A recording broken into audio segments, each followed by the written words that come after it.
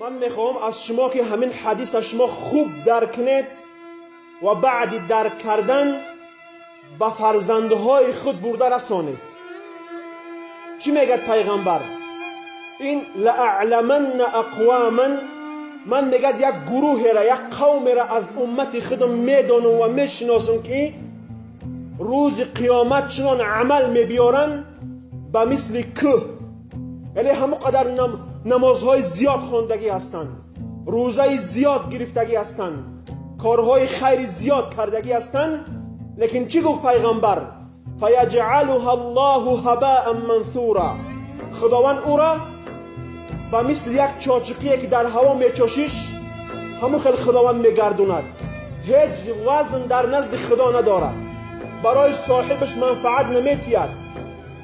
پیغمبر گفت یأخذون من اللیل کما تأخذون، با وجود این همونها کسانی بودن که نماز تهجد هم میخوندن، لیکن همین عملهای کردگیشون برباد میرفت است.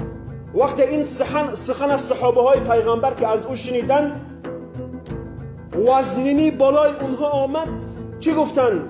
یا رسول الله صفهم لنا، ای رسول الله برای ما صفتشون گو، برای چی این قدر عملهای اونها بهوده میرود؟ پیغمبر چی گفت؟ هم قوم اذا انتهكوا بمحارم، اذا خلوا بمحارم الله انتهكوها، وقتی که بعد حرام کرده های پروردگار که تنها ماندن او را دست میزنند، وقتی که تنها ماند در تلفن کلیپ های حرام تماشا میکند، وقتی تنها ماند با دخترهای بیگانه گپ میزند، وقتی که تنها ماند غیبت میکند برادرش در نزد یک برادر دیگر، وقتی که تنها ماند از چشم مردم که دور شد مردم فریب میکند. به سبب این که در تنهایی قدر خدا را نمیدانستند، عملهای ظاهری که اونها انجام میدادند همه او برباد میرفت است. تا کجا این خطر هسته بر امت. به همین خاطر کاری کنیم که در پنهانی و در روشادی قدر پروردگار را یک دانیم، در تنهایی هم از خدا ترس، در روشادی هم از خدا ترس.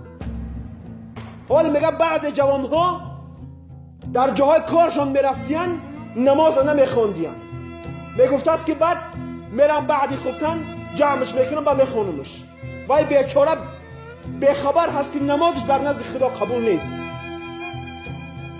یا اینکه در درو میروند، بعض موی سفیدا من شنیدم که در درو نماز نمیخوانند، یا که چنان نماز عصر تأخیر میکردین که افتاو می نشست است با میخوندین شب.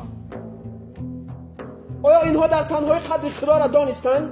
البته نه، در اینها صفت منافق وجود دارد.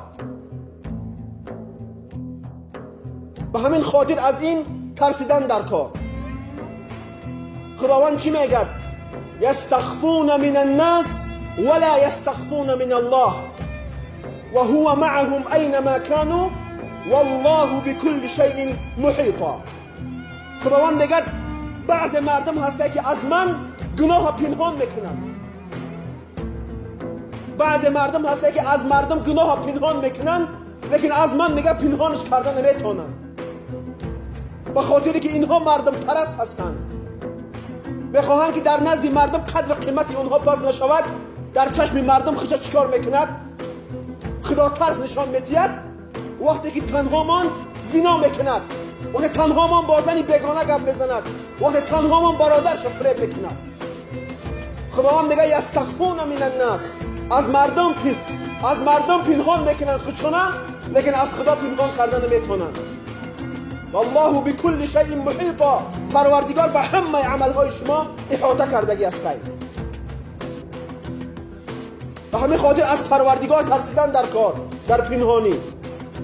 ان الله کان علیکم رقیبا، رقیب معناش همین هست که خدا شما را مراقبه میکند. هر کجایی که قدم بزنید، هر کجایی که میروید، خدا شما را میبیند و میداند، از عملهای شما آگاه است. حاضر همه جا اگر یک کامera موندگی باشد، همه قدر همه با نازکی اوقات میخواد.